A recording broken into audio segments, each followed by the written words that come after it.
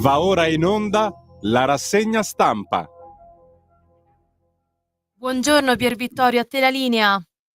Ciao Sveva e buongiorno Italia e buongiorno alle nostre ascoltatrici e ai nostri ascoltatori, voi che siete dei patrioti innamorati della libertà.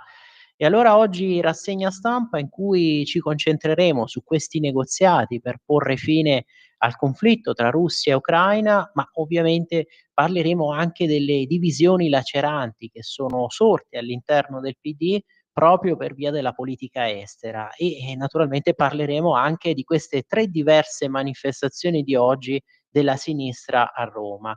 E subito dopo la rassegna stampa ci collegheremo con Matteo De Sio, come sapete conduttore il lunedì mattina su queste onde per Te la ridò io l'America, e insieme a lui intervisteremo l'europarlamentare Paolo Borchia. Sapete, capo delegazione della Lega al Parlamento europeo.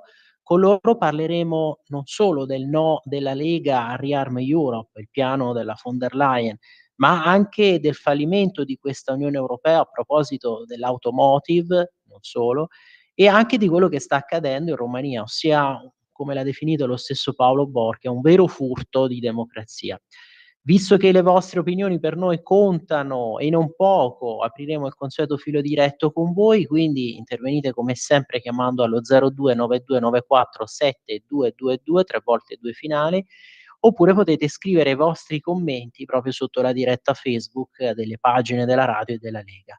Potete anche mandare ovviamente quelli vocali di messaggi sempre al numero WhatsApp della radio, ovvero il 340 67 09 659. E vi ricordo sempre che potete seguirci dal televisore, canale 252 del digitale terrestre, ma anche ovviamente dal canale digitale della Radio DAB, dalle pagine Facebook, dicevamo, di Radio Libertà e della Lega, e dal nostro nuovo sito internet, quindi radiolibertà.net, che sapete offre una veste grafica editoriale sempre aggiornate, insomma è un vero e proprio giornale online. Naturalmente potete seguirci anche dall'app di Radio Libertà per i sistemi operativi sia iOS che Android, e poi anche da YouTube. E vi invito sempre ad abbonarvi, a sostenerci, davvero basta poco per il sostegno a questa radio che rimane unica in un contesto mainstream, sempre succube, inchinato al politicamente corretto, e quindi basta che andiate sulle sezioni abbonati e dona ora, quindi del nostro nuovo sito internet. E allora partiamo subito dalla verità. Adesso vi mostro, ecco qui, la prima pagina. Vedete gli affari di Francia e Germania dietro la smania di guerra dell'Unione Europea. Adesso si spiega perché questa insistenza, questa volontà, no, di approvare in fretta il piano di riarmo voluto da Ursula von der Leyen. Poi leggeremo anche il commento caustico dello stesso Paragone invece per il tempo, e giustamente lui ripropone anche un parallelismo tra quello che era accaduto per l'acquisto massiccio di dosi di vaccini con quell'altra crisi, quell'altra emergenza, e quest'altra emergenza adesso del riarmo. Vedete gli affari di Francia e Germania dietro la smania di guerra dell'Unione Europea. Parigi e Berlino sono in profonda crisi, il riarmo serve a Macron per sfruttare l'atomica e guidare la difesa comune, mentre Merz può riconvertire l'industria messa in ginocchio dal green e dalla mancanza di gas russo. Bruxelles addirittura sgomenta per il dialogo tra Washington e Mosca. Infatti poi vedremo anche il testo di questa risoluzione del Parlamento europeo, virgolettati che sono veramente inquietanti, perché insomma l'Unione Europea dovrebbe essere evidentemente contenta, no, del fatto che si chiude questa guerra proprio sui suoi confini, ai confini est, e invece sembra che si voglia quasi, si faccia il tifo, no, che si voglia far proseguire questa guerra, si faccia il tifo perché prosegua e che si possa umiliare l'arcinemico Vladimir Putin. Allora vedete, qui scrive Maurizio Belpietro il suo editoriale: a chi conviene il piano di riarmo europeo approvato nelle sue linee generali da una bellicosa risoluzione del Parlamento europeo? Punto di domanda. A Francia e Germania, due paesi dalle leadership in declino che per anni in Europa hanno fatto il bello e il cattivo tempo, portandoci nel vicolo cieco in cui siamo, ovvero a un passo dalla guerra e per di più nel pieno di una crisi economica. Impossibile non vedere che Rearm Europe, accompagnata dalla seconda risoluzione del Parlamento di Bruxelles, quella che critica la politica dell'amministrazione americana di rappacificarsi con la Russia, un guaio, no, se c'è questa riconciliazione. Serve a Emmanuel Macron per porsi alla guida dei volenterosi che intendono combattere per l'Ucraina. E insomma, e qui vedete poi segue a pagina 7 e a pagina 3 anche Alessandro Rico. Sembra quasi che Macron voglia uscire da questo suo cono d'ombra, sa che ormai è alla scadenza del suo mandato e vuole, chissà, entrare nella storia. Allora vedete qui a pagina 2 e 3, questo focus sulle trattative, su quello che invece è il piano appunto di riarmo. Vedete, ora si negozia per salvare i soldati nel Kursk. Questa pagina 2, Stefano Graziosi che se ne occupa. Trump: risparmiare le truppe circondate. Questo è il monito, la replica russa si arrendano, l'esercito ucraino nega il pericolo, Casabianca e Cremlino cautamente ottimisti sulla fine del conflitto. Putin, De Donald si sta impegnando a ripristinare le relazioni. E qui vedete invece le cartine che fanno vedere il territorio che è stato controllato quindi dalla Russia, quello che è sotto invece appunto il controllo ucraino nella riconquista, a proposito appunto della zona del Kursk. E sostanzialmente si sta sempre più assottigliando, no, questa porzione del Kursk sotto il controllo ucraino. Vedete qui com'è piccolino nella seconda immagine, questa seconda porzione, ecco. E invece in rosso appunto tutte le zone che ormai di fatto sono controllate invece dalla Russia. Inizia a registrarsi qualche spiraglio diplomatico tra Washington e Mosca sulla crisi ucraina.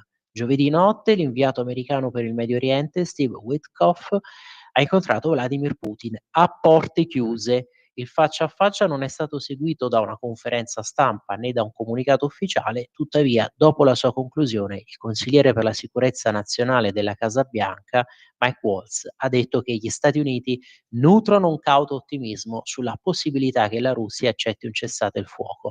Parole simili poche ore dopo sono state pronunciate dal portavoce del Cremlino, Dmitry Peskov. Ci sono ragioni per essere cautamente ottimisti, ha detto, per poi aggiungere c'è ancora molto da realizzare, ma il presidente si è comunque identificato con la posizione del presidente Trump. Lo stesso Putin ha affermato che nelle relazioni tra Mosca e Washington la situazione inizia a muoversi, pur ammettendo che si tratta certo di un processo delicato. Insomma, Macron che si rimette in mezzo, poi torna la Merkel, capire le ragioni dello zar, anche la Merkel, no, che reinterviene, lei che, se vi ricordate quando è uscito il suo ultimo libro, aveva detto che Putin cercava di metterla a disagio, cercava di imbarazzarlo e che insomma si era accorto che per alcune questioni aveva detto era difficile cercare di convincerlo, ecco, di persuaderlo. Il leader in mimetica invece, a proposito di Zelensky, è diffidente e invita a sorvegliare la tregua con satelliti e 007. Infatti qui vedete è spiegato, pressioni sulla Russia sono state anche nel frattempo invocate da Volodymyr Zelensky. Putin ha dichiarato: "Non può uscire da questa guerra perché ciò lo lascerebbe senza niente". Ecco perché ora sta facendo tutto il possibile per sabotare la diplomazia, quindi questo a detta di Zelensky, stabilendo condizioni estremamente difficili e inaccettabili fin dall'inizio, persino prima di un cessate il fuoco. Nel frattempo il ministro degli esteri ucraino Andriy Sybiha ha iniziato a mettere insieme un team che si occuperà del monitoraggio dell'eventuale tregua che secondo Zelensky potrebbe essere controllata grazie ai satelliti e all'intelligence americani. E insomma, il leader ucraino ha non a caso invocato ieri relazioni normali ed efficaci con gli USA, non rinunciando inoltre a un colloquio con il cardinale Pietro Parolin sui prigionieri. Emmanuel Macron nel mentre ha spinto la Russia ad accettare il cessate il fuoco, mentre Angela Merkel ha esortato invece a comprendere Putin, mettendosi nei suoi panni. Dall'altra parte il ministro della difesa ucraino Rustem Umerov ha incontrato Guido Crosetto ringraziando l'Italia per il supporto. E poi vedete qui nella conclusione dell'articolo giustamente si fa anche notare, ma Putin cosa potrebbe accettare, cosa potrebbe offrire, ecco, in cambio. In attesa di ulteriori sviluppi è da capire appunto la strategia di Putin. Come va letta la sua apertura alla tregua cosa potrebbe ottenere, ecco, vorrebbe ottenere? Vuole negoziare in buona fede oppure ha intenzione di prendere tempo sfruttando il suo vantaggio sul campo di battaglia? Lo zar potrebbe avere interessi a tirare la questione per le lunghe, con l'obiettivo di rafforzare ulteriormente la propria posizione sul piano bellico. Dall'altra parte sa però di non poter esagerare, visto che dopo la caduta di Bashar al-Assad, Mosca ha perso influenza in Siria e quindi nell'intero scacchiere mediorientale. Trump lo sa bene, ha intenzione di aiutare lo zar a recuperare terreno nella regione.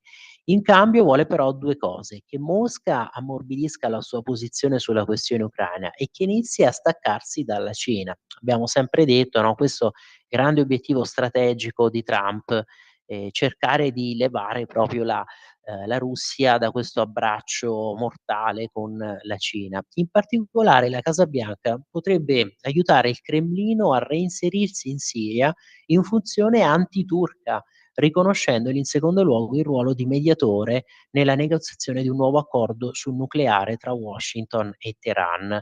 Perché sapete, a proposito di questo programma del nucleare, si è inserita proprio la Cina e qui è spiegato per lo ha fatto questo gesto, ho ottenuto questa azione proprio per rompere le uova nel paniere americano. Non a caso Trump, qui prosegue Graziosi, ha mandato a Mosca giovedì l'inviato americano per il Medio Oriente, Witkoff, e non quello per l'Ucraina, Kate Kellogg. Una strategia, quella di Trump, che è ben vista da israeliani e sauditi, i quali hanno tutto l'interesse a contenere l'influenza turca in Siria.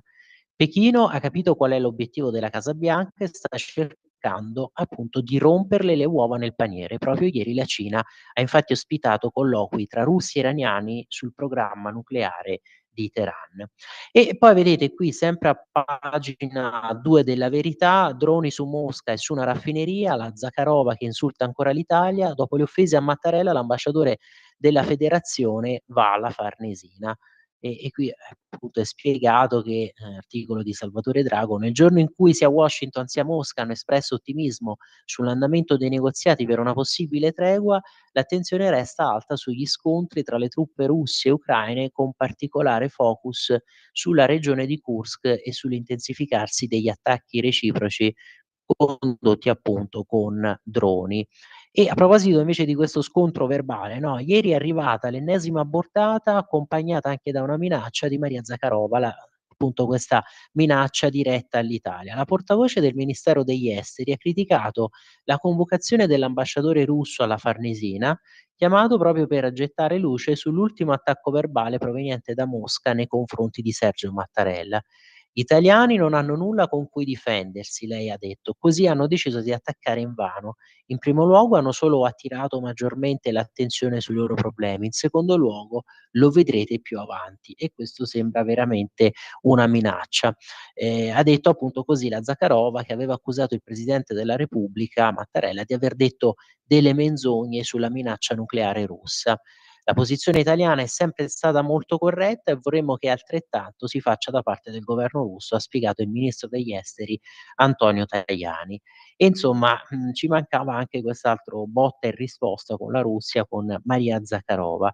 E invece andando avanti qui vedete, con la Verità di oggi, poi ovviamente passiamo anche alle altre testate, vedete a pagina 3: "Il delirio bellicista dell'Eurocamera, sgomento per la pace Stati Uniti e Russia". Invece di essere appunto contenti, dicevamo, la risoluzione sul sostegno a Kiev contesta gli sforzi diplomatici del tycoon di Trump, chiede all'Unione Europea di sopperire al taglio dei fondi USAID, quindi erano aiuti militari, quelli che in teoria dovevano essere aiuti di tipo umanitario, ma che sono stati sospesi dall'amministrazione Trump, e quindi la domanda è proprio questa: ma allora non è che servivano a finanziare anche delle attività militari, delle iniziative belliche? E addirittura rilancia l'idea dell'Ucraina nella NATO. La risoluzione del Parlamento UE sul mantenimento del fermo sostegno dell'Unione Europea all'Ucraina dopo 3 anni di guerra, di aggressione della Russia. Eccoli qui, vedete gli onorevoli con il moschetto e qui ci sono appunto i passaggi più critici, più delicati. L'Unione Europea che esprime profonda preoccupazione per l'apparente cambio di posizione degli Stati Uniti sulla guerra di aggressione della Russia. e poi i principali alleati strategici dell'Ucraina, appunto gli Stati Uniti, che devono mantenere il loro ruolo di maggiore donatore dell'Ucraina, nonché aumentare in modo significativo l'assistenza tanto necessaria da loro fornita al fine di sostenere il diritto dell'Ucraina all'autodifesa ed intervenire per quanto possibile per sostituire questi fondi USAID sospesi. E quindi gli Stati membri dell'Unione Europea e insieme all'Unione Europea che insistono su questo fatto per cui l'Unione Europea debba contribuire all'istituzione di solide garanzie di sicurezza a favore dell'Ucraina. E poi addirittura questa parte, sulla pressione che si deve la pressione economica che era stata orchestrata con un sostegno militare accelerato all'Ucraina, che consentirebbe alle forze ucraine di migliorare le loro posizioni, danneggiando nel contempo l'economia russa. Insomma, ancora parole, sì, non solo di sostegno all'Ucraina, ma di fatto sempre di forte contrapposizione nei confronti della Russia. E appunto quello che dicevamo, esprime sgomento l'Unione Europea per quanto riguarda la politica dell'amministrazione statunitense di rappacificarsi con la Russia e ricorda l'impegno della NATO ad ammettere l'Ucraina nell'alleanza. E poi vedete qui anche le altre posizioni, no, per esempio, Fratelli d'Italia e Tarquinio del PD che si sono astenuti, per questa risoluzione, a favore invece gli azzurri, Forza Italia e Democratici tranne, Zingaretti. È vero che le risoluzioni del Parlamento europeo, qui esordisce Alessandro Rico, contano come buoni propositi per la dieta, ma l'improvvido massimalismo degli onorevoli col moschetto sembra esagerato e persino per chi immagina di parlare al vento. Se già il testo del libro bianco sul futuro della difesa UE traboccava di radicalismo guerraiolo, quello sul mantenimento del fermo sostegno all'Ucraina dopo 3 anni di guerra, di aggressione della Russia, approvato sempre mercoledì, invece manifesta i toni appunto di quei libelli interventisti del futurismo, ma senza la stessa nobiltà artistico-letteraria. Ancor più che ribadire l'appoggio a Kiev, il documento dell'Eurocamera è cesellato per dare addosso a Donald Trump, accusato di comportarsi da fantoccio di Vladimir Putin. È anche per questo motivo che evidentemente Fratelli d'Italia, la Meloni non può accettare, non ha potuto accettare questa risoluzione e quindi, alla fine non si è espresso a favore, ma i deputati di Fratelli d'Italia si sono astenuti. Il tycoon, si legge ad esempio, sta avanzando richieste nei confronti dell'Ucraina, ma non ha formulato alcuna richiesta nei confronti della parte russa. Appunto perciò il co-presidente del gruppo ECR dei conservatori e riformisti, il meloniano Nicola Procaccini, aveva chiesto invano di rinviare il voto sulla risoluzione, sulla quale poi gli esponenti appunto di Fratelli d'Italia si sono astenuti. Tra loro il solo Sergio Berlato ha votato contro, così come tutti i leghisti e il pidino Nicola Zingaretti. Marco Tarquinio ha scelto pure lui l'astensione, mentre gli altri 3 si sono espressi a favore. Però, dicevamo, le divisioni all'interno del PD sono emerse per l'altro testo, quello del riarmo, con questa spaccatura proprio tra chi si è astenuto seguendo le indicazioni della segreteria, segretaria Schlein, e chi invece ha votato, secondo le indicazioni del gruppo dei socialisti nel Parlamento europeo. E appunto vedremo che queste differenze adesso, stanno, facendo anche che stanno creando dei rischi, stanno provocando non poche conseguenze all'interno del partito. Cosa succederà? Verrà convocato un congresso, posizioni sono sempre più diverse e insomma in tanti all'interno del partito rimproverano alla Schlein queste posizioni che la stanno allontanando dagli altri leader socialisti e non la vedono pronta, matura per no, quando sarà, se sarà, ma quando, ci viene da chiedere, pronta per guidare l'esecutivo, perché i tanti del PD dicono: "Con una che esprime queste posizioni politica estera, assolutamente non possiamo andare al governo e dobbiamo scegliere un altro candidato premier".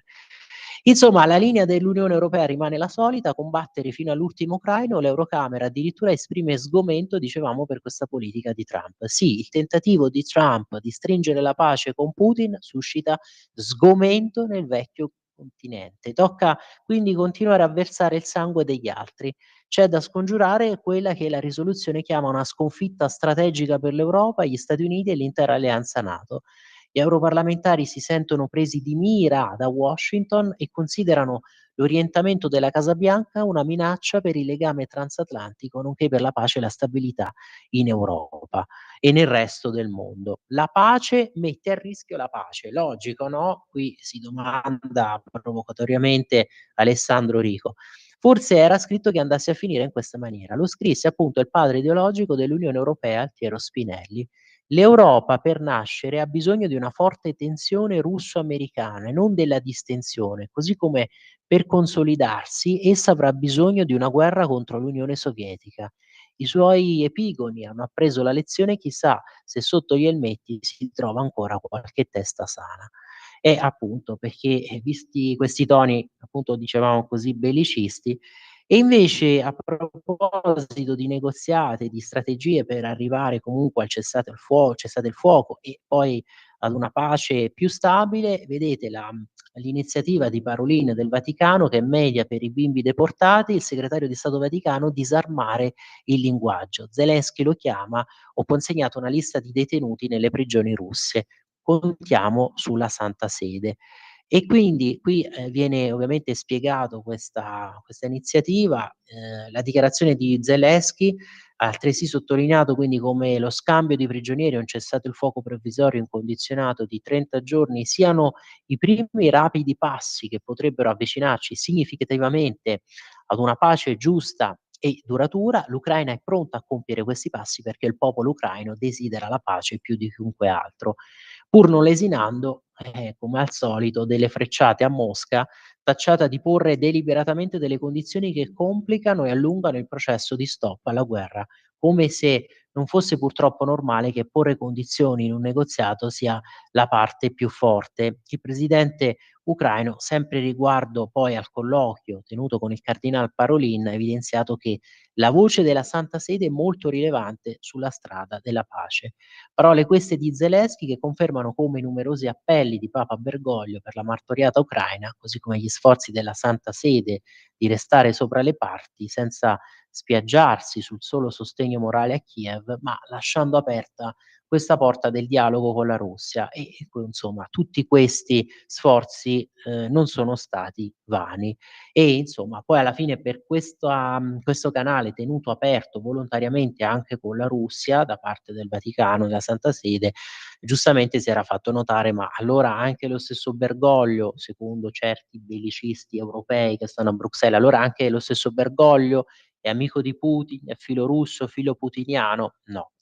Ritorno un attimo sulla prima pagina, qui vedete, della Verità, perché c'è poi qui l'anticipazione di quello che troviamo a pagina 9, cioè il mondo cambia, ma i conduttori TV invece no, e prendono ceffoni in diretta, perché sono loro, li vedete qui, Parenzo, Floris, la Gruber, che continuano a voler tenere una certa linea editoriale, ovviamente su questo tema della guerra in Ucraina e alla fine sulle trattative di pace, però poi vengono smentiti nella loro narrazione, o meglio in quello che vorrebbero far dire dai loro ospiti, vengono smentiti proprio dai loro stessi ospiti.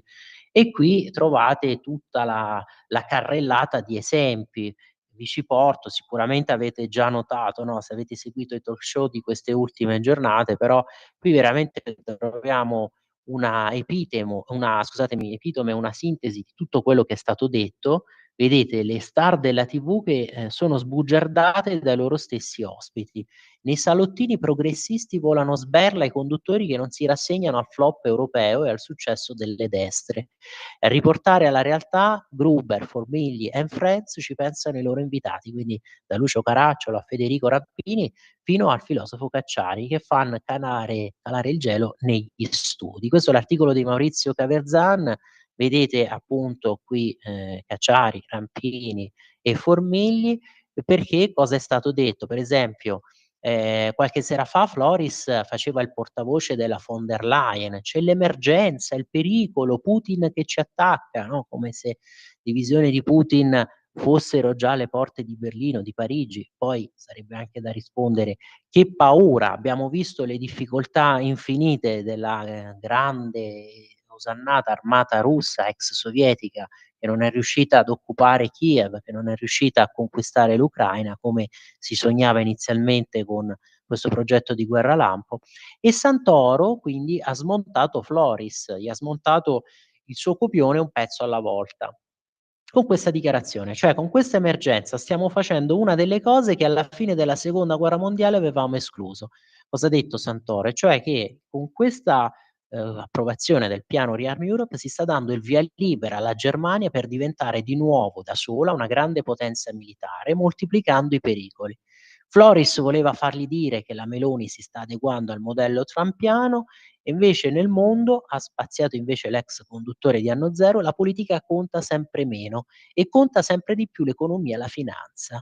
Qui lui ha aggiunto: i grandi oligopoli che circondano Trump, per esempio, invece in Cina, in Russia e in India conta ancora la politica che controlla i cambiamenti. In Occidente la ricchezza non la produce il lavoro, ma il capitale. E qui appunto, vabbè, Santoro si è lasciato andare ad un altro copione, quello proprio, verrebbe da dire, vetero-marxista. Questo sarebbe il ruolo dell'Europa, poi ha aggiunto. L'Europa dovrebbe diventare un soggetto politico che influenzi l'andamento del mondo. Sì, verrebbe anche qui da rispondere: aspetta e spera, ma non può farlo mettendo regole sul cacao e sul parmigiano e su altre cretinate. Soprattutto non può farlo partendo dall'esercito, ha chiuso Santoro. Ma per esempio anche lo stesso Caracciolo ha smentito, no, Lily Gruber. Clamorose le parole del lapidario Lucio Caracciolo. Alla conduttrice che scalpitava contro Musk e il possibile accordo sulle telecomunicazioni, il direttore di Limes replicava: la prospettiva che l'Unione Europea riesca ad ottenere un sistema in alternativa a Starlink entro il 2035 è un grandissimo bluff. E quindi le trattative con Elon Musk, scusatemi, sono cominciate prima dell'arrivo di Meloni. Altra delusione un paio di giorni fa, firmata sempre da Caracciolo, proprio sull'amata Europa. Per tutta la nostra storia noi europei ci siamo sparati tra di noi. Negli ultimi 80 anni non l'abbiamo fatto anche per merito degli americani. Non vorrei che se gli americani se ne vadano via poi ricominciasse questo scannatoio interno europeo. L'ha gelata così il direttore di Limes. E poi vedete, un altro di quelli spiazzati di queste star televisive è David Parenzo. Mentre attendevo il mio turno, ha premesso Rampini, qui Rampini che l'ha sbugiardato, che l'ha sconfessato, ho sentito dire che Trump c'entra anche con l'operazione Monte dei Paschi di Siena Mediobanca. Tra un po', se i treni arrivano in ritardo in Italia sarà colpa di Trump, ha commentato ironicamente Rampini. Parenzo allargava le braccia. E poi invece ha aggiunto Rampini, a proposito della politica interna e non solo, quella americana, ha detto appunto: sull'immigrazione certo Trump sta facendo sul serio, incatenare i detenuti ripugna al nostro senso europeo dei diritti umani, ma in America questo è pratica comune per i criminali di qualunque nazionalità, anche se sono cittadini statunitensi. Quelli che troppi di voi chiamano deportazioni e invece sono rimpatri con il consenso dei paesi di provenienza, a milioni sono già stati fatti dalle amministrazioni Biden e Obama, ma fatti di nascosto. E quindi qui Rampini ha riaffermato una verità oggettiva che invece appunto questi salottini chic televisivi magari volevano nascondere, minimizzare. Ma allora Sveva, me l'hai ricordato, piccola pausa, noi ci ritroviamo fra pochissimo. La tua radio è ascoltabile anche con la televisione in digitale. Sul telecomando della televisione digitale o del tuo ricevitore digitale puoi scegliere se vedere la TV o ascoltare la radio. Risintonizza i canali radio e troverai anche Radio Libertà, canale 252.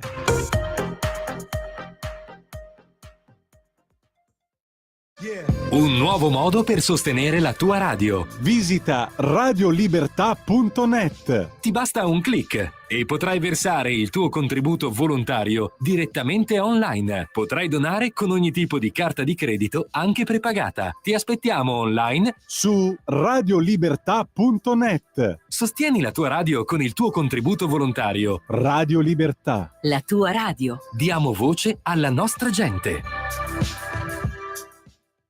A te la linea, Pier Vittorio. Grazie, grazie Sveva. E allora ritorniamo qui a pagina 9 della Verità di oggi, anche per l'aggiornamento sulla situazione che appunto si è creata, no, con questo maltempo, in Toscana ed Emilia Romagna. Ma Sveva, mi fai notare, è vero che c'è una chiamata, allora la possiamo far sentire, così nel frattempo iniziamo anche poi a vedere i vostri messaggi. Prego, Un secondo soltanto che la sto connettendo. prego, prego. Io intanto vi zoomo qui l'articolo, vedete sull'allerta rossa, poi seguiremo anche gli aggiornamenti. L'abbiamo persa, adesso la richiamo subito. Perfetto.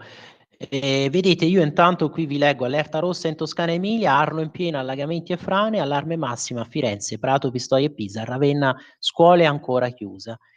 E la preoccupazione del presidente della regione Michele De Pascale, per l'Emilia Romagna, quindi queste preoccupazioni che sono rivolte verso l'Appennino romagnolo, con il fiume, Lamone, che ha raggiunto valori di piena senza precedenti. Si tratta di un territorio dichiarato colpito più volte negli ultimi anni da eventi alluvionali e nuovamente abbiamo avuto una pioggia di grande violenza su questo areale.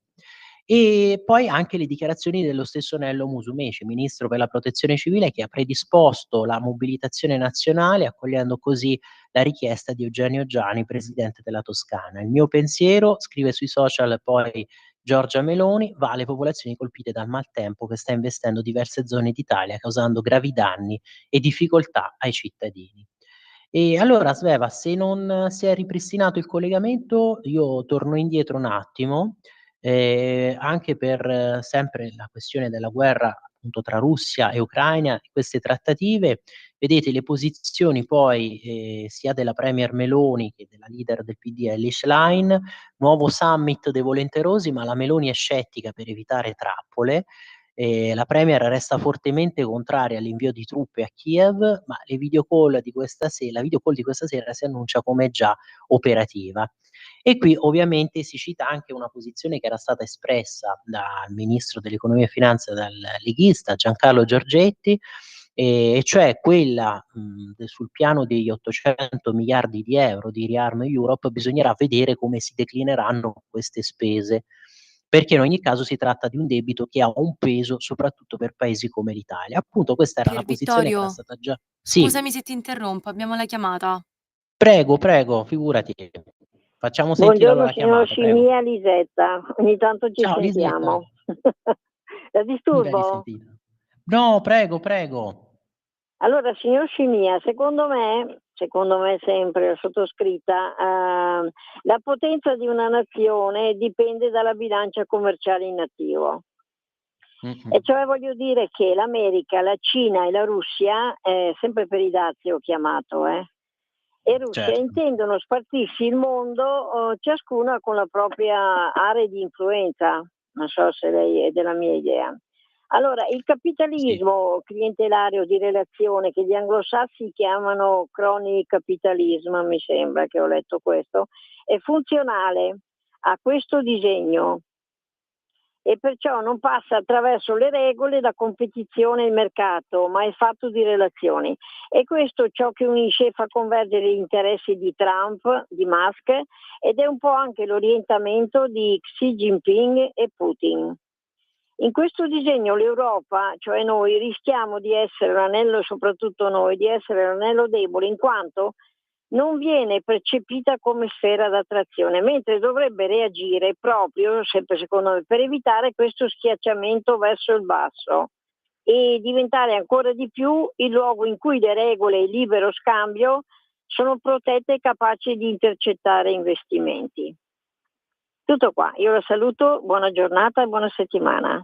Grazie, grazie Lisetta, anche a te buona giornata, buon weekend. Ci ha offerto secondo me due grossi spunti su cui riflettere, cioè il fatto che tanti no, vedono che pensano, ritengono che Trump possa ambire a questo, a una sorta quasi di spartizione del mondo con tre aree di influenza, cioè riconoscere comunque il ruolo strategico della Russia, della Federazione Russa, e però contenere ovviamente l'espansionismo cinese. L'altro appunto spunto di riflessione riguarda il ruolo dei dazi e comunque della guerra commerciale, perché questo è stato fatto notare, ne avevamo già parlato anche l'altra volta, per esempio nel convegno che si era tenuto alla Camera la scorsa settimana, organizzato proprio dalla Lega, comunque dai gruppi parlamentari della Lega, e sono appunto intervenuti Borghi, Bagnai, e hanno fatto notare che effettivamente Trump ha ravvisato questo problema nella bilancia commerciale statunitense, con questo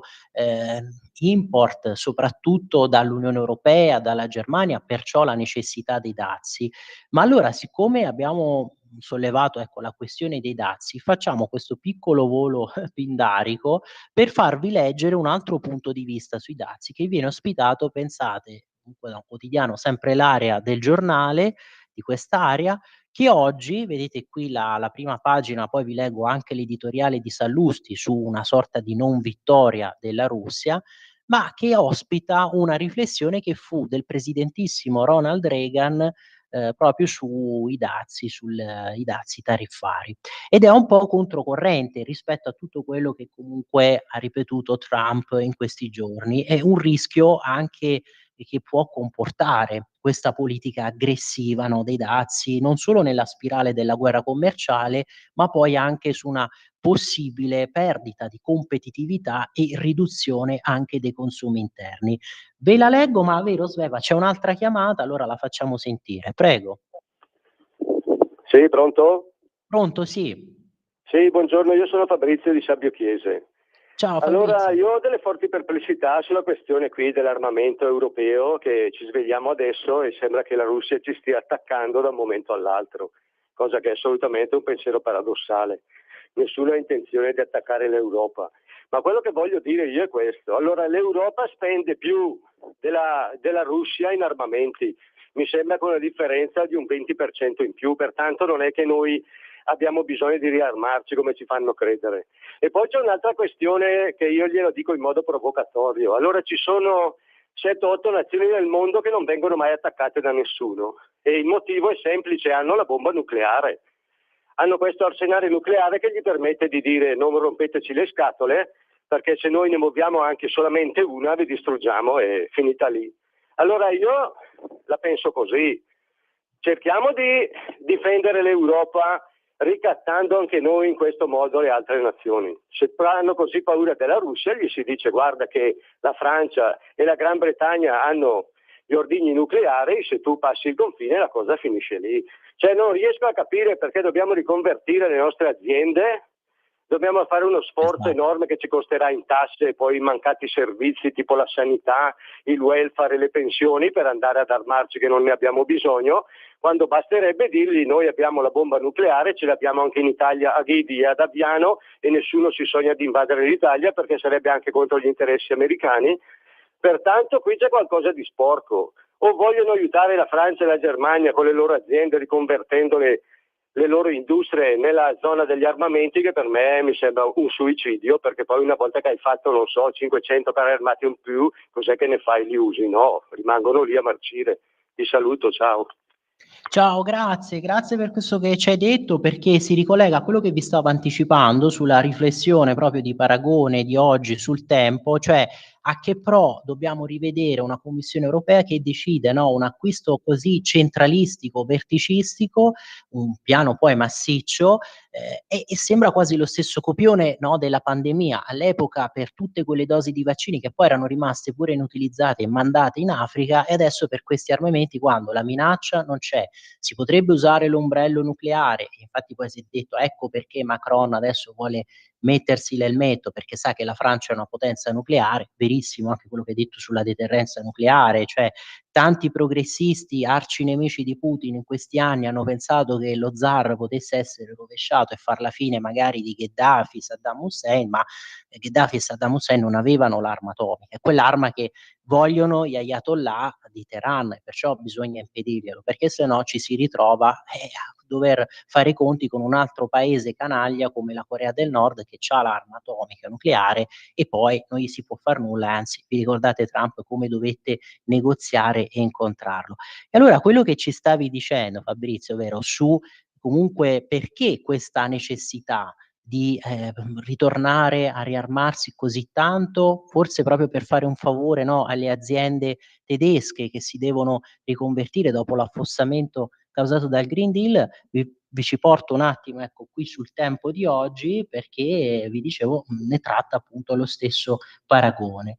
E allora, vedete, intanto la prima pagina di oggi, anche sul caso Moro, l'ultima verità, poi qui in esclusiva i documenti statunitensi sono stati desecretati e si ripropone questo diktat che partì proprio da Kissinger all'Italia: mai il Partito Comunista al governo, non possiamo condividere segreti militari. Tra questi segreti militari anche il fatto che ci fossero delle armi proprio al confine che erano pronte, ad essere utilizzate, quindi nel caso di instabilità proprio sul fronte jugoslavo. Qui vedete, no, è riportato, non è un caso che nel dopoguerra 100 dei 139 depositi NASCO, che erano proprio quelli tra appunto fatti preparare dalla CIA, vennero occultati in Friuli e nella Venezia Giulia, e il confine della NATO con il mondo comunista, che a sua volta aveva la Gladio Rossa da attivare in caso di insurrezione in Italia. Quindi negli interrogatori della prigione del popolo, Moro potrebbe rendere noto ciò che i politici sanno ma gli italiani è nascosto. Ma vi dicevo, appunto l'editoriale di Paragone sul Pier tema Vittorio, fa questo. scusami, abbiamo Sì. un'altra chiamata in attesa. Ah, perdonami, non avevo letto il messaggio. La facciamo sentire, prego. Grazie Pier Vittorio, perdonato. Prego. Grazie. Secondo me, guarda, io chiamo dal Veneto, Antonello, Sì. anziché andare a riesumare le vecchie tragedie di Moro e compagnia, pensiamo solo al problema come emerge in questo momento sull'efficientamento della difesa, perché come potrai coniugare, per esempio, che i nostri militari italiani che sono imboscati negli ufficiali, sottufficiali e così via, vanno in pensione con 35 anni e gli regalano poi ogni 2 anni un anno di contributi a nostre spese. Come potrai conciliare questo con quello che pensano per esempio i tedeschi, gli olandesi, quelli della Danimarca sulla questione delle pensioni? Sarà impossibile. Il vero problema della questione militare, della difesa in Europa è, soprattutto nel nostro paese, l'efficientamento delle spese, come vengono spesi i soldi. Grazie Pier Vittorio. Grazie. Sì, vabbè, questo anche ti ricordi, l'abbiamo sempre detto, cioè si vuole creare un esercito comune, una difesa comune, ma innanzitutto con quali regole, chi la guida, come uniformare, no, tutte le varie legislazioni, insomma non è una questione da poco. Io poi spendo invece una parola a favore dei militari, qui appunto mi permetto, no, di dissentire, perché dico, beh sì, se queste regole sui pensionamenti sono diverse, derogano rispetto a quelle ordinarie, perché si tiene conto anche del lavoro diverso, sicuramente più impegnativo, che può essere sicuramente più faticoso, e quindi perciò è giusto tenerlo in considerazione questo e prevedere appunto delle regole diverse in materia pensionistica e anche più agevolanti. C'è un'altra chiamata in attesa, allora mi scuso per l'attesa, facciamo sentire, prego. Ce l'abbiamo, Sveva, o L'abbiamo siamo... persa, Si è adesso provo a persa? Ok. rintracciarla. Ah, okay. E allora appena è pronta io vi porto intanto a pagina 9 per questo paragone con il paragone che parla appunto della von der Leyen e di questo suo piano, e poi ritorniamo a pagina 7 perché dobbiamo leggere tutta l'intervista integrale del capogruppo della Lega al Senato, Massimiliano Romeo. Allora vedete, dopo il Covid, le armi, il disastro Ursula sulla centrale acquisti. Fatemi capire, Ursula von der Leyen sarebbe la garanzia della corsa agli armamenti? E sempre per capire, la Commissione si propone come centrale d'acquisto delle forniture militari come sul modello dei vaccini, sempre che gli stati lo vogliano. Pier Ditemi che non Vittorio, è quando vero. vuoi. Sì, è pronta la chiamata, allora la facciamo sentire, prego. Ciao, sono Marco da Mantova, Pier Vittorio. Ciao Marco, ben risentito. Grazie. Allora, io credo che semplicemente la questione è molto, molto, molto semplice. In Europa hanno sempre controllato tutto Germania e Francia con le loro aree di influenza. Adesso che si è in crisi, perché anche quei due paesi sono andati a gambe all'aria o stanno andando a gambe all'aria, questi non vogliono mollare la poltrona. Mica per niente la Presidente dell'Unione Europea è tedesca e la direttrice della Banca Centrale Europea è francese. Non è un caso, basta seguire i puntini. Il cancelliere tedesco è dello stesso partito della signora Ursula, fai 2 più 2, hai già fatto 4. Si è creato un direttorio, chiamiamolo alla francese, e questi, adesso come adesso, ai quali balla talmente tanto la seggiola, sono disposti a tutto per impedire di essere detronizzati. E l'hai detto tu prima, lo stesso Spinelli sosteneva che per creare la vera e propria Unione Europea bisognava che ci fosse uno shock internazionale tra Russia e Stati Uniti. Conseguenza, la si sta creando ad arte proprio per costruire quell'Unione Europea che verrà controllata, come sempre accade da 70 anni, da Francia e Germania, e tutti gli altri si devono adattare. A questo punto bisogna vedere, e chiudo, che cosa farà la Meloni, se veramente ha intenzione di difendere gli interessi nazionali oppure se si adeguerà, come è sempre stato, con i governi di centro-sinistra e anche di Forza Italia, perché Forza Italia, e l'ho sempre sostenuto, che è l'altra faccia del PD, proprio per gli interessi dei padroni di Forza Italia, dei Berlusconi, che hanno tantissime cose da perdere in Europa se questa dovesse, tra virgolette, sfasciarsi. Ti saluto, ciao, grazie. Grazie. Sì e no, hai detto bene a proposito un po' di questa posizione ambigua di Forza Italia, e però si può dire anche dello stesso Berlusconi a partire dal 2011, perché quello fu uno shock, cioè poi alla fine che lui votò la fiducia a favore del governo che subentrava a lui, dopo essere stato defenestrato, e da quel momento il Silvio Berlusconi, che era anche così avversato, vi ricordate, no, le risatine di scherno dei vari Merkel, Sarkozy, e poi alla fine divenne un po' più obbediente, anche evidentemente, chissà, per gli interessi aziendali di Mediaset. E poi giustamente tu dici questo asse franco-tedesco, vediamo come reagirà adesso la stessa Meloni, perché si trova in una posizione delicata, difficile, visto che comunque c'è un alleato ideologicamente vicinissimo come può essere Trump, lei che comunque no, si proponeva come sovranista, e però anche questo ruolo istituzionale in Europa, e quindi deve barcamenarsi con elite progressiste, con questa leadership che invece vediamo vuole sabotare Trump, comunque si pone di traverso. Soprattutto poi lei che di fatto appoggia indirettamente la commissione von der Leyen, perché comunque un suo commissario Fitto è lì, è in quella commissione. Staremo a vedere come si comporta. Certo, abbiamo visto che continua questo suo esercizio, no, quasi di equilibrio, perché su una risoluzione per il riarmo ha votato a favore Fratelli d'Italia, sull'altra, quella invece del sostegno all'Ucraina, si è astenuto. Perché? Perché conteneva quei toni così polemici, veementi contro appunto l'amministrazione Trump. Però è ovvio che questo diventa poi veramente un esercizio di equilibrio continuo e non si può mai scegliere una posizione netta, chiara, e seguire una linea diciamo un po' più profonda. E vi finisco di leggere, ecco, questo editoriale di Paragone, perché ricapitola un po' anche quello che avete detto voi negli interventi, diciamo che fa una sintesi perfetta. Ditemi quindi che non è vero, qui spiega Paragone, a proposito di questo incubo, no, che si rimaterializza sulla Commissione europea come unica centrale d'acquisto, che è solo un'indiscrezione scritta dai giornali, priva di fondamento, perché se fosse vero siamo oltre il ridicolo, siamo all'assurdo. Il solo fatto di consolidare un'ipotesi del genere significa che non si conosce bene il profilo della von der Leyen, e soprattutto che questa corsa agli armamenti con possibilità di infrangere qualsiasi tetto di spesa, e qui la deroga a tutte le normali regole di bilancio e quindi la flessibilità non si poteva invocare per spendere un quattrino in più per la sanità, per il welfare, e invece per questa spesa militare sì, e quindi questa possibilità di infrangere il tetto di spesa è funzionale a un business da capogiro. È come se il settore avesse bisogno di spintarelle, con l'aggiunta che controlli e trasparenza saranno sacrificati sull'altare del pericolo imminente. E quindi, già il fatto di confermare il modello vaccini mi pare una frase priva di sostanza, visto che lo ha detto anche recentemente il ministro Giorgetti, persona bottonatissima, proprio con la centrale unica di acquisto ha realizzato il risultato di ingrassare una sola multinazionale del farmaco. Ma mi scuso perché c'è una chiamata in attesa, vero Sveva? Sì, c'è una chiamata, la prendo subito. Prego, facciamo sentire. Sì, ciao, ciao per Vittorio, sono Walter.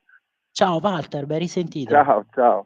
Grazie a Sveva per avermi messo in collegamento. Volevo dire questo, considerazioni che io ascolto su Radio Libertà da, per esempio, Max del Papa o Carlo Cambi. Sì. Mi faccio una domanda sulla Meloni. Allora, io i politici che vogliono andare bene a tutti non li sopporto.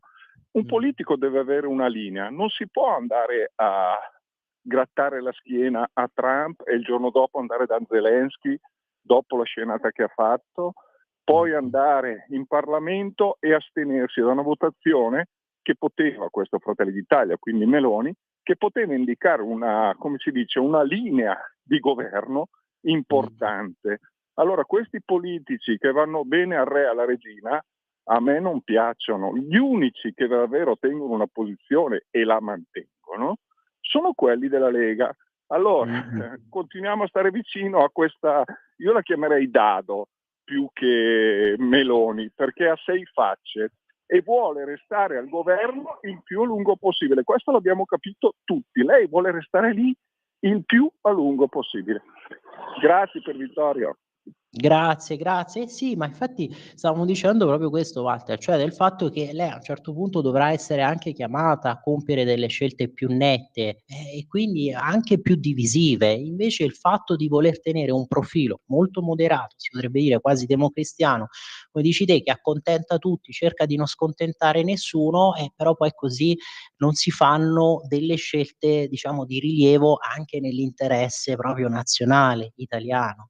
E invece la posizione chiarissima della Lega. Io adesso vi lascio un attimo qui l'editoriale di Paragone, poi riprendetelo appunto quando potete a pagina 9 del Tempo, ma ci concentriamo proprio sull'intervista che ha rilasciato Massimiliano Romeo a proposito di posizioni chiare della Lega, perché lui qua giustamente ripete e ricorda: guardate che noi siamo da anni che continuiamo a dire ok, sosteniamo l'Ucraina militarmente perché è stata aggredita, ma al contempo teniamo aperto un canale per le trattative, quindi siamo stati profetici o comunque in sintonia con la linea di Trump che adesso spiazza tanto l'Unione Europea. Allora vedete, sia il dialogo con gli Stati Uniti, Trump cerca la pace, il governo è compatto, parla il capogruppo della Lega Romeo, nessuna divisione, la maggioranza è unita in vista della relazione di Meloni. E qui è chiamata appunto Giorgia Meloni a trovare secondo me un testo che possa raccogliere proprio l'ampio consenso della maggioranza. Secondo me deve essere un testo che a questo punto insista più che sul sostegno a Kiev e all'Ucraina,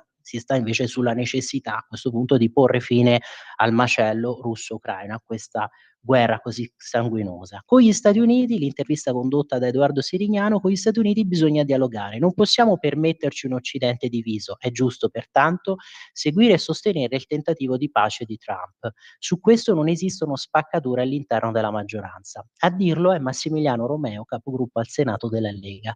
Perché il vostro partito a livello europeo si è contraddistinto per una posizione diversa rispetto a quella dei vostri alleati? Sono 2 anni che sosteniamo che oltre al legittimo e giusto sostegno all'Ucraina serva anche aprire un canale diplomatico per trovare la pace. Riteniamo pertanto più che giusta la tregua proposta dal presidente americano. Da un cessate il fuoco l'Europa ha solo da guadagnarci.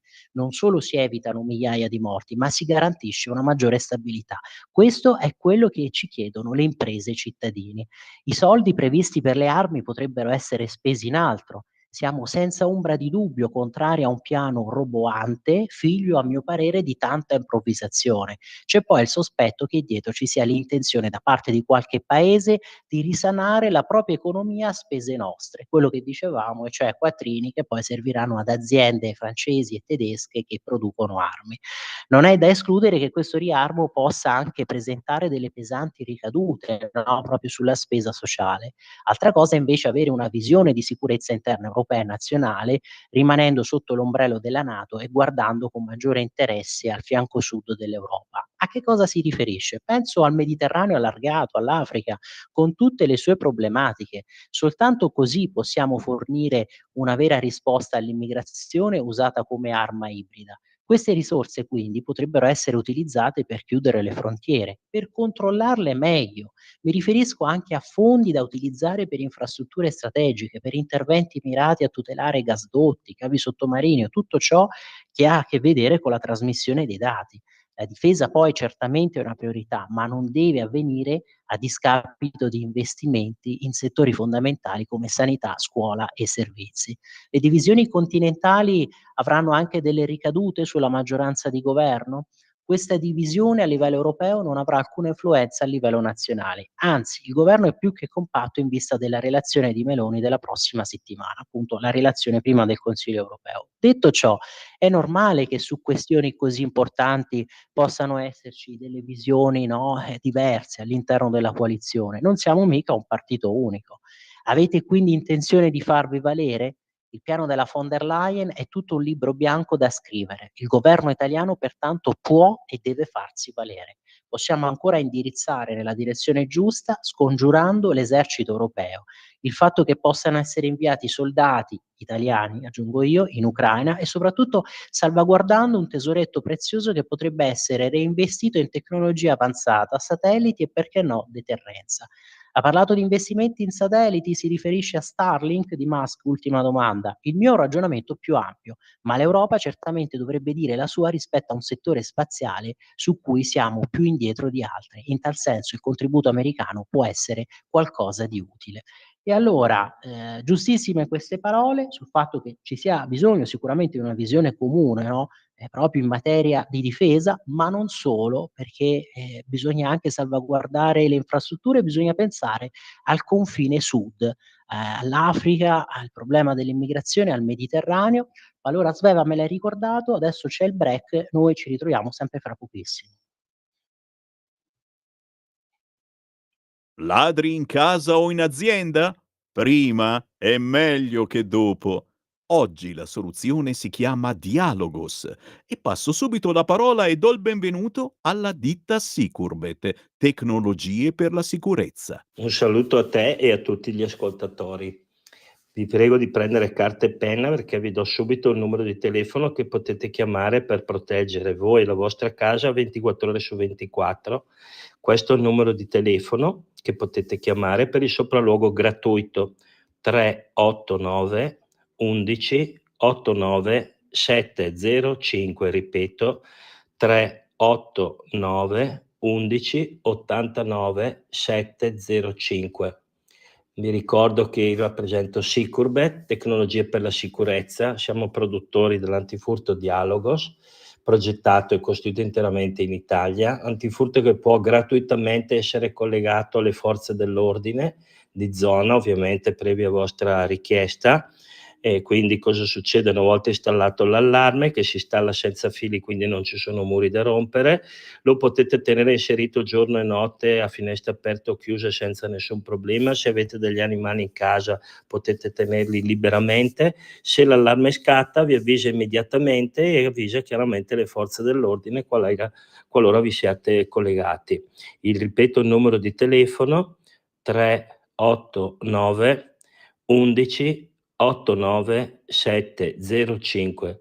Vi ricordo che l'antifurto è anche coperto da una garanzia integrale totale per 2 anni con sostituzione gratuita del prodotto nel caso si dovesse guastare. Una garanzia del genere so che non la offre nessuno, ecco. Per cui voi valutate, abbiamo varie soluzioni, chiaramente anche videocontrollo, quindi telecamere, sensori da giardino, telecamere intelligenti e via dicendo. Vi ripeto il numero di telefono che è 389 11 89705. Un saluto a tutti e ricordatevi sempre che prima è meglio che dopo. Ladri in casa? Installa Dialogos 389 11 89 705. Dialogos è l'antifurto senza fili che ti permette di stare in casa con l'allarme inserito, anche ai tuoi amici animali. Chiama il numero 389 11 89 705. Antifurto Dialogos e sei protetto 24 ore su 24. 389 11 89 705. Sicurbet. Prima è meglio che dopo. La tua radio è ascoltabile anche con la televisione in digitale. Sul telecomando della televisione digitale o del tuo ricevitore digitale puoi scegliere se vedere la TV o ascoltare la radio. Risintonizza i canali radio e troverai anche Radio Libertà, canale 252. Pier Vittorio, a te la linea, ci sono già 2 chiamate. Grazie Sveva. Eh sì, allora le facciamo sentire e poi commentiamo anche la pubblicità che abbiamo sentito, perché il problema dei furti, dei reati, anche qui dovremo aprire un lungo capitolo. Ma prego, facciamo sentire le 2 chiamate perché sono già in attesa da tempo. Pronto? Pronto, Mi sì. sente? Pronto? Sì, ti Pronto? sentiamo. Mi sente? Sì, ti sentiamo, prego. Ecco, grazie, sono Gino, telefono da Roma. Nulla, volevo solo una considerazione, soprattutto sugli armamenti. Da quando il mondo è mondo, da quando i popoli sono popoli, da quello che vediamo, da quello che abbiamo visto, ci sono sempre le guerre, ci sono sempre queste armi che la fanno un po' da padrone e la fanno. Ora la situazione attuale è quella che è, vediamo che c'è la Russia che è armatissima, addirittura con le armi nucleari, e cosa facciamo? Noi rispondiamo con le margherite, con i fiorellini, vogliamo non lo so, insomma, anche io stesso non voglio nessuna guerra, per carità, non voglio, però questa è la realtà. Dobbiamo soccombere a chi ha la forza? Punto interrogativo. Ecco, solo queste considerazioni. Grazie.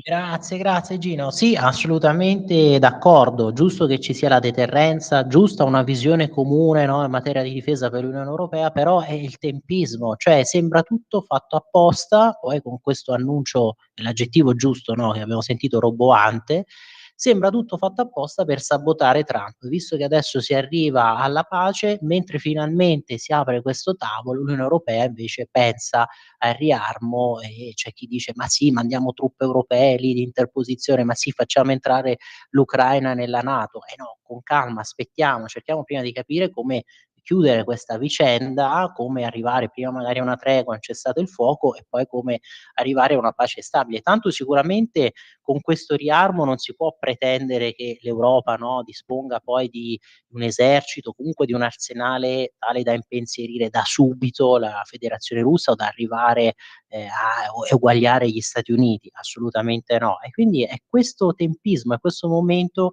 che risulta, no, fuori luogo e inappropriato, inopportuno. Ma Sveva, credo che ci sia ancora un'altra chiamata che era in attesa, allora la facciamo sentire. Sì, sono Pier della Romagna, un po' Ciao piaciuto Pier. oggi, devo dire la verità. Allora, ascoltate, Ciao. dunque la cosa drammatica è questa, è veramente, io non so, c'è bisogno di un controllo psicopatico dei soggetti che sono nella contendere. Cioè, per dispetto, un pezzetto dell'Unione Europea, che poi in realtà è quello non eletto dal popolo, continua a pensare che bisogna tenere nel mente fare la guerra contro la Russia. Quando, faccio un esempio, l'Emilia Romagna ha perso miliardi da questa operazione per noi francamente inutile, no? Non solo, non ha neanche il coraggio di allinearsi a Trump, che è l'unico che ha riproposto una visione dell'America un po' più simile a quella che è l'immagine del mondo. Se noi facciamo una botta di conto, gli Stati Uniti continueranno ad essere la prima potenza nel mondo che si muovono bene per altri 150 anni. Quindi facciamo in tempo tutti a salutare e di quel po'. A questo punto, perché c'è qualcuno che si ostina ancora inutilmente a pensare che possa esistere un mondo differente da questo, dove è sicuramente più agile discutere con persone che decidono che comunque vale la pena fare la pace, che si interessano ai commerci, che cerchiamo di risolvere i grandi problemi dell'umanità, che non sono sicuramente quello di fare la guerra. Un esercito, certo che ci vuole un esercito, il problema è chi lo comanda poi un esercito dell'Unione Europea, 27 stati, 27 generali, 27 comandi, e in realtà poi il pericolo più grande che abbiamo, lo sappiamo benissimo, non viene dalla Russia, viene dall'Africa. È da lì che noi dobbiamo organizzarci, guardare, ridurre tutta questa cosa e impedire che questo mondo possa distruggersi prima su di noi, perché gli americani sono lontani, loro non avranno quel problema, noi sì. Buona giornata, ciao. Grazie. No, verissimo, ma io ricordo anche, no, nell'intervista che ci aveva concesso la scorsa settimana, per esempio Davide Quadri, ci aveva spiegato: ma perché dobbiamo pensare sempre a questa guerra con la Russia, con Putin? Ripetiamo, come se Putin veramente volesse invadere, non lo so, la Germania, arrivare a Berlino, ricreare la Germania Est, quando poi ci ritroviamo la guerra a casa, ci siamo fatti invadere da milioni di immigrati che delinquono, che commettono reati anche molto gravi, e noi non siamo in grado di fermare questa immigrazione, ma non diciamo, ecco, in maniera militare, ma quantomeno di mettere un freno, così come è riuscito Orban, per esempio, in Ungheria. E invece ci lasciamo travolgere da quello che accade in Africa, da quello che viene lì. Abbiamo visto anche quello che è successo con le primavere arabe, con Gheddafi, che fu profetico, disse: io qui sono l'ultimo argine di sicurezza per voi europei, dopo di me verrà poi un'ondata di immigrazione che non riuscirete più a controllare, da cui sarete travolti. Ma allora, Sveva, se non ci sono altre chiamate in attesa, io adesso vi riapro la prima pagina del Tempo, anche per farvi vedere l'editoriale di Tommaso Cerno, eccolo qui, bla bla bla, poi la pace la fa Trump. Se la linea più breve tra due punti è l'arabesco, il grande Ennio Flaiano si sarebbe sbizzarrito a raccontare cos'è diventata la piazza di domani, cioè appunto quella di oggi, il Caroselli. E infatti dice: partita da un sobbalzo sull'amaca di Michele Serra, dopo che si era incavolato con Donald Trump per i suoi modi bruschi, con cui aveva trattato in mondovisione Zelensky, però va ricordato che per la gran parte di quel incontro, confronto televisivo, questo l'ha ricordato anche lo stesso Rampini, Zelensky era andato lì con un fare aggressivo e voleva far dire a Trump che Putin è cattivo, è il dittatore, è il criminale, lo sappiamo, ma cosa doveva fare? Se deve farlo sedere a un tavolo, lo deve insultare come aveva fatto Biden, abbiamo visto poi con quali risultati disastrosi, cioè i rapporti tra i due paesi ai livelli praticamente minimi da sempre, e la scenetta che per me invece è servita all'ipotesi di una pace possibile, più di 3 anni di bla bla bla dell'Europa. E quindi tutto come un caleidoscopio cambia ogni ora, con protagonisti e slogan sempre diversi. Facciamo un breve riassunto. Qui appunto sintetizza Tommaso Cerno: piazza per l'Europa filo Zelensky, piazza contro l'Europa delle armi, piazza per la pace senza Trump, piazza per la guerra senza Putin, fra divisioni del PD, forfait del Movimento 5 Stelle, tira e molla di AWS, un po' come la Tesla elettrica, sì, ma di Musk, con Ellis Line sotto accusa per aver spaccato il PD fra due posizioni che ai pacifisti di domani fanno schifo entrambe, cioè il sì al riarmo e l'astensione.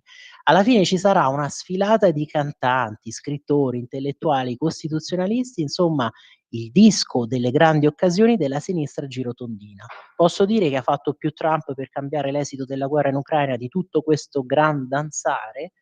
Assolutamente sì, e si è visto questo pragmatismo, perché insomma finalmente è vero che abbiamo letto, no, di cauto ottimismo, però finalmente di questi passi se ne sono compiuti e si sta insomma scrivendo la storia. Di certo non verrà scritta da queste piazze, no, post girotondine e da questi radical chic. A proposito di radical chic, o meglio del perfetto progressista, che è proprio l'incarnazione, no, di questi personaggi della sinistra salottiera, oggi scrive il nostro direttore di Radio Libertà, Giovanni Sallusti, proprio su Libero, che io adesso vi ci porto, ecco, prima poi di iniziare il nostro collegamento con l'europarlamentare Paolo Borchia. Allora vedete, lui, Giovanni Sallusti, parla proprio del PP, il perfetto progressista, che ovviamente deve evitare di andare sui social di Elon Musk, deve smentire di possedere una Tesla, deve fare lo scaricabarile, insomma, si deve adeguare a quello che passa il convento. Poi leggeremo anche la conclusione giustamente surreale, e con questo stile quasi onirico, ironico onirico, no, che qui segue il nostro direttore. Vedete che vita dura. Qui siamo alla prima pagina di Libero. Intanto effetto Serra, che non è l'effetto cui pensa la Greta Thunberg, ma appunto di Michele Serra per questa piazza di oggi pro Europa. Europa che poi alla fine li ha sorpresi, perché loro che volevano essere gli europeisti, quelli che si schierano dalla parte del bene, e poi alla fine si scontrano con un'Europa, scoprono che questa Europa vuole finanziare il più grande piano di riarmo, guarda caso. E allora no Tesla, no X, cioè l'ex Twitter, proprio per andare contro Musk, i compagni boicottano tutto. Lavorare stanca, poetava Cesare Pavese, ma anche la una volta comoda alternativa, e cioè aderire al perfetto prototipo del progressista, sta diventando una vita d'inferno. Mettetevi un attimo nei panni dell'antimaschiano odierno, del resistente iperconnesso della ZTL contro questa tecnodestra che gli garantisce la connessione, e quindi dell'antitrampiano, mettiamoci nei panni dell'antitrampiano di professione. Parlo di qualcuno come per esempio Nicola Fratoianni. E qui vedete, segue a pagina 12, quindi poi se avete il Libero leggetelo questo, recuperatelo come articolo. E vi dico anche, vi dicevo della conclusione, perché i tecnofascisti, che sono il pericolo numero uno per il PP, che è appunto il progressista, il perfetto progressista, deve ridursi come il vecchio prozio boomer che detesta. Deve quindi comunicare con i giurassici SMS se non vuole utilizzare appunto X di Elon Musk, e se vuole anche boicottare quel traditore di Mark Zuckerberg, che appunto prima prometteva così bene quando era censore Dem, vi ricordate, no? Gli schemi, gli algoritmi contro le fake news di Facebook, che in realtà poi si rivelavano un'implicita censura, che invece Zuckerberg si è venduto a quel fascista di Trump. E quindi bisogna boicottare Zuckerberg, bisogna quindi rinunciare a Facebook, Instagram, Messenger, WhatsApp, e perciò il perfetto progressista poi si riduce ad utilizzare gli SMS. Insomma, poi vedete qua la conclusione. Visto che non si può usare Amazon Prime perché pure Bezos si è schierato in questo modo, visto che non si può vedere la TV, la Rai, perché ormai è telemeloni, è lottizzata, non si può andare sui canali Mediaset perché sennò si drena fatturato alla famiglia Berlusconi, Sky l'ha fondata lo squalo iperconservatore Murdoch, Amazon Prime abbiamo detto di no perché di Bezos pure lui, e allora in questo preciso momento il PP, cioè il perfetto progressista, si abbandona e vagheggia di cambiare pianeta, via da questa terra infame, si sogna già su Marte. Ah, dannazione, anche qui, perché ovviamente su Marte lo aspetta Elon Musk. Ma allora Sveva, confermami se è già partito il collegamento per l'intervista adesso di questa ultima parte, e quindi con l'onorevole europarlamentare Paolo Borchi e con Matteo De Sio, sono già collegati, ci sentono? No, ancora no, li chiamo subito, aspettavo un tuo feedback. Ah, okay, scusami, allora perdonami, così io intanto vi apro anche la prima pagina del Corriere della Sera, per segnalarvi anche questi 3 articoli nel mare magnum. Io ovviamente mi scuso sempre perché qua dobbiamo fare veramente la sintesi della sintesi. E allora vedete, prima pagina del Corriere con quello che vi segnalavo, e cioè innanzitutto andate a pagina 6 con l'articolo di Pagnoncelli che riporta il sondaggio degli italiani sul riarmo, e qui vedete che sono tanti quelli che sono contrari a questo piano e tanti ancora quelli che non vogliono schierarsi né tra Russia né con la Russia né con l'Ucraina, ma che non vedono soltanto l'ora che finisca questo conflitto, non aspettano altro. Qui vedete l'infografica, no? Nel conflitto tra Russia e Ucraina, lei personalmente da che parte sta? E poi l'analisi tra tutti i vari elettori dei vari partiti, e poi anche del piano della von der Leyen. E vedete per esempio all'interno della Lega solo il 7% è favorevole. E poi, sempre per il Corriere di oggi, a pagina 8, vedetevi l'articolo di Verderami proprio sui fantasmi di Elly, e cioè su queste divisioni laceranti all'interno del partito, le voci di scissione. Ma allora Sveva, me l'hai confermato, credo che sia stato già attivato il collegamento con i nostri ospiti, vero? Matteo De Sio c'è, sto chiamando Paolo Borchia. Perfetto. E allora, Matteo, mi senti? Sì, buongiorno a tutte e a tutti. Grazie, grazie Piero. Grazie Matteo per essere qui con noi. E allora oggi, sai, no, dobbiamo rivolgere tante domande, approfittare appunto della presenza, della gentilezza di Paolo Borchia, e che non so se avete seguito oggi, sarebbe stato intervistato alle ore 8 proprio dalla 7, e ovviamente io non, non l'ho potuta seguire, eravamo qui in onda. Ma Matteo, vengo subito da te, ovviamente con una domanda che riguarda un po' anche tutto quello che ci siamo sentiti in rassegna e anche nelle tante telefonate, no, che ci avete fatto, e anche commentando questo sondaggio di Pagnoncelli. Credi che effettivamente, come scrive lui, ormai ci sia anche molta stanchezza emotiva da parte degli italiani, che sono anche stufati di continuare a sentir parlare di armi, di riarmo, quindi non sono così entusiasti per questo piano di riarmo? Secondo me sì, anche perché poi si tratta, come ripetiamo sempre, di conflitti che sono sì in Europa, ma molto comunque distanti da noi, e in più il riarmo non prevede altro poi che una pressione anche psicologica, no? Verso le persone, verso gli stati, un continuo procedimento, poi un continuo processo verso una tensione ancora più forte probabilmente di un'eventuale guerra fredda, come è stato nel 1900, anche perché ora i personaggi con armi nucleari, armi, sono molto più importanti, sono molto più numerosi. Assolutamente sì, e poi dicevamo insomma, è un pericolo quasi ingigantito, molto sicuramente pompato da certe elite. Ma ci ha raggiunto in collegamento il nostro ospite, l'europarlamentare Paolo Borchia. Allora, onorevole, grazie per essere qui con noi, è veramente un Buongiorno, onore. grazie per l'invito. Grazie, anche perché sappiamo che è impegnatissimo in questi giorni, anche e soprattutto in queste ore, e allora le rivolgo subito, no, la domanda delle domande, visto che di questo stiamo parlando tantissimo: perché questo piano di riarmo europeo, che oltretutto deve così sfuggire, derogare a tutte le regole che abbiamo visto sul bilancio europeo, sui vincoli, perché questa mega flessibilità che invece è stata negata sempre quando si voleva investire in settori fondamentali come il welfare o la sanità? Veramente sembra insomma la maxi deroga, come al solito, con questo poi modello centralistico di acquisto che si vorrebbe riproporre, come è già successo per l'acquisto dei vaccini. Ma iniziamo dalla fine, ma se parliamo degli acquisti dei vaccini, insomma, ecco, se si va in questa direzione, mi auguro che ci siano dei grossi passi in avanti in termini di trasparenza, perché oggettivamente, insomma, io pensate, sono stato l'unico eurodeputato italiano che ha avuto la possibilità di vedere fisicamente i contratti, però insomma, diciamo niente carta e penna, niente telefoni, memorizzare tutto controllato a vista, che non portassi via niente, per cui allora è giusto che contratti di questo tipo siano gestiti con delicatezza, però la trasparenza prima di tutto, anche perché stiamo parlando dei soldi nostri. Ma allora sul tema della centrale di acquisti, su determinate tematiche funziona, su altre meno, per cui se viene messo a terra un piano che ci dimostra che procedendo con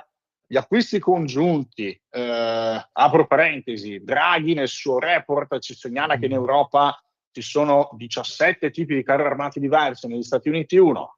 Allora, se si va nella direzione di ottenere dei risparmi, di razionalizzare le spese con questo sistema d'acquisto, allora ben venga e chiaramente va fatto un approfondimento. Se invece si tratta di sparare alto, di voler impressionare, visto che la signora von der Leyen in aula ci ha detto che si tratta di un piano massiccio e impressionante, lo ripeto, noi non vogliamo impressionare nessuno. La difesa europea oggettivamente ha delle lacune, bisogna crescere su alcuni settori, perfetto, si fa un piano che sia un piano razionale, che sia un piano obiettivo, che parta dal presupposto che però le risorse sono limitate. Se noi parliamo di 800 miliardi, ricordiamolo, 650 miliardi graverebbero sulle casse degli stati, 150 miliardi verrebbero messi a disposizione per progetti comuni in una maniera che ancora ci deve essere spiegata, però verosimilmente si parlerà di debito comune. Allora, sono 800 miliardi. 800 miliardi quando il bilancio dell'Unione per questo settennato è di 1074. Stamattina ho avuto una discussione in una trasmissione televisiva perché mi dicono: ma tu non puoi mischiare gli 800 miliardi che sono anche soldi degli stati con quello che è il bilancio dell'Unione. Io non mischio un bel niente, però voglio dare gli elementi a chi ci sta seguendo da casa per capire di che cifre stiamo parlando, perché 800 miliardi di euro, scusatemi, non stiamo parlando di noccioline o popcorn, stiamo parlando di cifre assolutamente molto impegnative e soprattutto molto vincolanti per i prossimi anni. Debito pubblico del nostro paese lo conoscete tutti, ci sono altri paesi come la Germania che in queste ore stanno imboccando una strada di deroga per poter aumentare la spesa pubblica, per cui diciamo che il contesto è questo. Se c'è un aspetto che io mi sento di addebitare a questo piano è il suo poco realismo perché oggettivamente si sta creando un'emergenza. Attenzione, noi possiamo benissimo pensare di essere in difficoltà, però dobbiamo anche avere la capacità di parametrare, se il nemico è la Russia, di parametrare quelli che sono i numeri espressi da Mosca in termini di popolazione, in termini di PIL, in termini di spesa militare. Ecco, se noi parametriamo questi dati russi con i dati europei, allora vediamo che l'Unione Europea al confronto di Mosca è un gigante, per cui adesso andare ad inventarsi emergenze, andare a spaventare l'opinione pubblica per cercare di avere un appoggio, un endorsement a questo piano, allora non mi sembra realistico e non mi sembra onesto. Poi lo ripeto, se si tratta di fare esercizio di realismo, capire dove dobbiamo migliorare, dove dobbiamo crescere dal punto di vista tecnologico, dal punto di vista competitivo, allora stiamo parlando di un'altra cosa e penso che tutti quanti siamo aperti ad un ragionamento, ad un piano così fantasioso, così costoso e soprattutto basato su risorse finanziarie che ad oggi non ci sono, allora non ci stiamo. Chiaro, chiarissimo. E infatti giustamente la riflessione sulla parametrazione, anche perché di fronte c'è un esercito russo che ha incontrato innegabili difficoltà anche solo poi per avanzare in Ucraina. È vero che sicuramente l'esercito ucraino, no, aiutato dall'intelligence americana, da equipaggiamenti, ma allora Matteo vengo da te perché insomma questa Unione Europea dimostra ancora una volta di fare grossi sbagli come li ha fatti sull'automotive, vero? Sull'industria automobilistica. Esatto, diciamo che è un altro dei settori in cui ci siamo, come europei, sparati da soli sui piedi, un automotive che purtroppo stiamo vedendo in difficoltà anche per raggiungere i cosiddetti target voluti proprio da questa Commissione europea, no? Scusatemi se mi consentite di inserirmi nel ragionamento con qualche numero. Adesso io non voglio travestirmi da ragioniere questa mattina, però penso sempre che sia utile avere in testa qualche cifra per contestualizzare i nostri ragionamenti. Effettivamente mancano meno di 10 anni al 1° gennaio 2035. Cosa succede al 1° gennaio 2035? Che con le regole attuali viene fatto divieto all'interno dell'Unione Europea di vendere auto a motore endotermico, quindi auto a benzina, a diesel, ibride, addirittura i modelli ibridi non potranno più essere venduti. Per cui oggettivamente noi andiamo a guardare i numeri. Ad oggi nel parco auto di tutta l'Unione Europea i veicoli elettrici non arrivano al 2%. Per cui adesso oggettivamente io penso che bisogna anche avere la lucidità per rendersi conto di quando si infila un vicolo cieco. Oggettivamente mancano i presupposti a livello tecnologico, a livello di filiera, a livello di materie prime per ritenere questo piano, questo percorso da parte della Commissione europea un percorso credibile. Cosa vuol dire? Vuol dire che Il sottoscritto è contrario all'auto elettrica? No, assolutamente no. Io però se devo scegliere fra l'obbligo di auto elettrica e dare libertà ai consumatori di scegliere, portate pazienza, ma scelgo decisamente la seconda ipotesi, anche perché io ritengo che, e i dati ce lo dimostrano, neanche il 2% ce lo dimostra, andare ad imporre tramite direttive o tramite regolamenti dei nuovi orientamenti ai consumatori, abbiamo già visto che è una strada che non funziona. Poi per il resto noi le cifre le conosciamo. La quota di emissioni di anidride carbonica da parte dei paesi dell'Unione Europea sta progressivamente diminuendo da anni. Il problema inquinamento è un problema che si sta verificando nel resto del mondo, per cui ecco, diciamo che io da parte degli Stati Uniti, della Russia, dell'India, della Cina, della Turchia, ecco, non vedo, scusatemi, tutto questo sacro fuoco verso la decarbonizzazione che purtroppo è stata prediletta alla competitività. E poi se non si arriva a fine mese, ecco, 2 domande facciamocele, penso che possiamo anche individuarne i colpevoli. Assolutamente sì. E ultimissima domanda, onorevole, anche perché siamo in chiusura e già abbiamo approfittato tanto, no, della sua disponibilità. Pensiero Piacere. unico dell'Europa proprio sul green, su questo stop, ma abbiamo visto un dibattito anche poi quasi monolitico, granitico, con questa narrativa mainstream a proposito del caso Romania, di cui se ne è occupato, onorevole, perché giustamente ha fatto notare lì delle elezioni, prima abbiamo visto, no, che sono state annullate, un candidato adesso che viene pure escluso sotto inchiesta. Fosse successo a un candidato di centrosinistra invece si sarebbe parlato solo di quello, no? Avremmo avuto una copertura mediatica totale. Ma penso che ci sia un doppio pesismo che è di un'evidenza tale che inizia a dare fastidio alla gente. Ma guardate, io stamattina stavo battibeccando con Clemente Mastella in una trasmissione televisiva perché lamentava le presunte ingerenze di Musk in Europa. Ma allora, prima domanda che poniamo è: ma quando queste star della grande tecnologia facevano gli endorsement per la sinistra, allora andava tutto bene e sembrava quasi un atto dovuto. Poi quando questi calibri hanno cominciato ad aprire gli occhi, a svegliarsi e a vedere dove sta il bene, dove sta il male, dove stava il male e a dire quello che ne pensavano, allora si è alzata la levata di scudi. Io penso che i doppiopesismi non facciano mai bene alla democrazia, non facciano mai bene soprattutto al corretto funzionamento dei cervelli, per cui da questo punto di vista glissiamo. Per quanto riguarda il caso della Romania, pensate che lunedì di questa settimana è iniziata la plenaria a Strasburgo e abbiamo proposto un dibattito per discutere di quello che stava succedendo in Romania, stato membro dell'Unione Europea. Cioè non stiamo parlando di un paese africano che è indipendente da 4 anni. Stiamo parlando di uno Stato membro dell'Unione Europea dal 2007. Per cui se a Bruxelles, se a Strasburgo viene considerato normale, legittimo che un candidato che ha stravinto le elezioni venga messo dalla Corte Costituzionale del suo paese fuori gioco, allora io penso che veramente iniziamo a vedere che ci sono dei grossi problemi con il funzionamento dei principi basilari delle democrazie. Attenzione, ripeto, nell'Unione Europea, non nel terzo mondo, per cui io veramente vi lascio con questa riflessione.